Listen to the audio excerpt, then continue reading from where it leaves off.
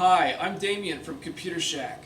Have you ever wanted a cheap and easy solution to your slow computer at home? Well, say no more. Stick with me and I'll show you exactly what you need to know.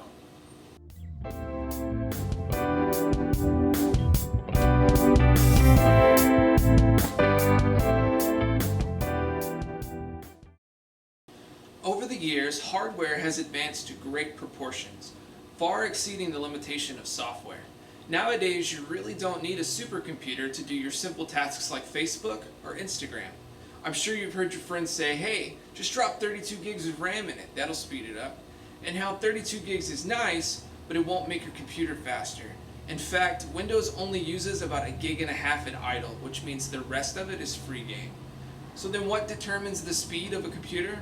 Well, the CPU, or the central processing unit, along with hard drives, are the driving factor when it comes to performance. The CPU is like the brain.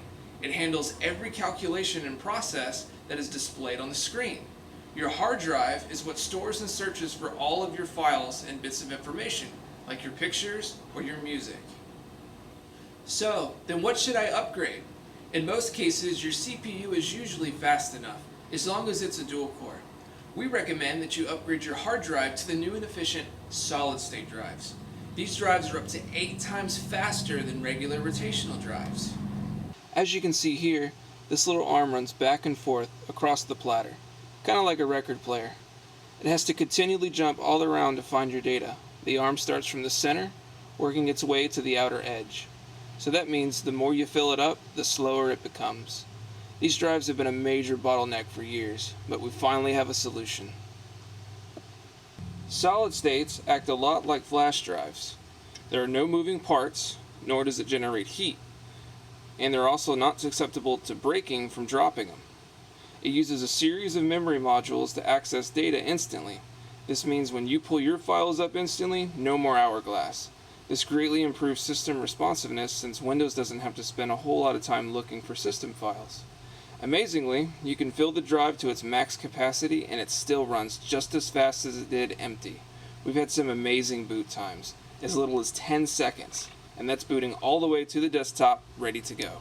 The only downside to a solid state are the price per gig ratio, meaning that the cost of a 1 terabyte hard drive, which is about 1,000 gigs, would get you at about 250 gigs solid state. But you are compromising size for speed. You may not know, but most people don't even utilize that much space and only save around 20 gigs of data to begin with. So why have all the extra space if you don't even use it when you can have a roaring new machine with no wait time?